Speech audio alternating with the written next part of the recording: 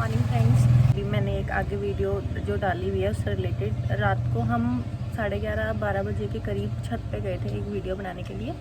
Video नहीं है, मतलब स्टोरी नहीं थी, वो रियलिटी थी, तो उससे रिलेटेड था। तो मैंने जब वो पूरी शूट कर ली तो नीचे आके एक बार मैं सारी वीडियो जो भी बनाती हूँ वो सुनती हूँ कि क्या मैंने बनाया है। फिर मैं ईयरफोन्स लगा के जब सुनने लगी तो पीछे से अजीब अजीब सी आवाज़ जा रही थी, और मैं रात को ही सारी पूरी वीडियो एडिट करती थी, नेक्स्ट डे डालनी होती है इसलिए। तो वो जब मैंने सुनी तो पीछे अजीब अजीब सी आवाज़ आ रही थी और मैं डर गई। मैंने वीडियो एडिट ही नहीं करी, ना कुछ भी नहीं किया, और मैं सो गई चुपचाप।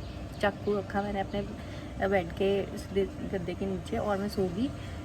तो पता नहीं, ऐसा मुझे ही फील हो रहा है। एक बार आप लोग भी ईयरफोन्स लगा के सुनना कि वो आवाज़ आप लोगों को भी आ रही है या सिर्फ मुझे ही आ रही थी। तो देखो वीडियो आप। हेलो फ्रेंड्स, कैसे हो आप सब।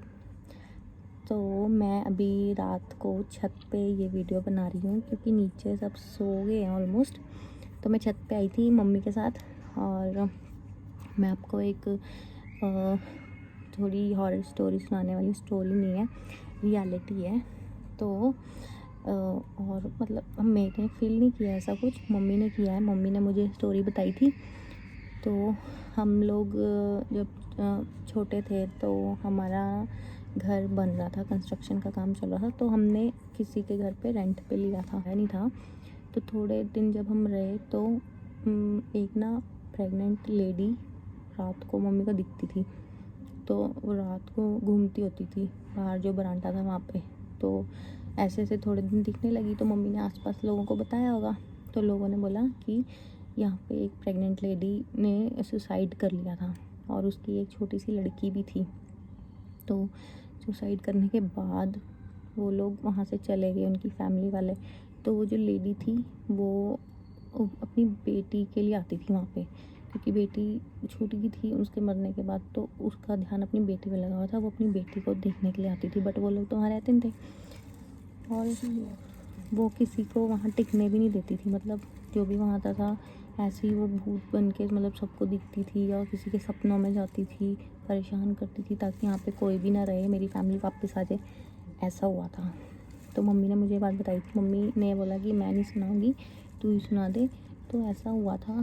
फिर जब रोज़ ऐसा होने लगा, हम छोटे थे, हमें नहीं पता चला। और कई बार तो वो मम्मी को पंखे से लटकी हुई भी दिखी थी, और मतलब मम्मी को ही दिखी थी, पापा को नहीं दिखी। मे बी क्योंकि वो लेडी थी इसलिए मम्मी को ही दिखी। तो फिर जब मम्मी को ज़्यादा डर लगने लगा तो फिर हम लोगों ने वहाँ से शिफ्ट कर लिया था, छोड़ दिया था। 1 महीने के लिए था।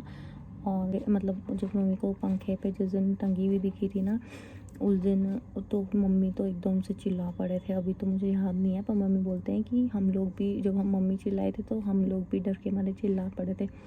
फिर मम्मी ने हमारे कोई इष्ट देवता है उनका नाम लिया था और बोला था कि ये ऐसे ऐसे परेशान कर रहा है हमें। तो उस दिन के बाद से वो थोड़ा कम हो गया था। उस दिन के बाद से वो थोड़ा कम दिखती थी। नहीं तो अगर बाहर वॉशरूम था, अगर टॉयलेट वगैरह भी मम्मी जाती थी तो मम्मी को वो कई बार उसकी झलक दिख जाती थी। पर फिर उस दिन के बाद से कम हो गया था, पर फिर हमने शिफ्ट ही कर लिया था।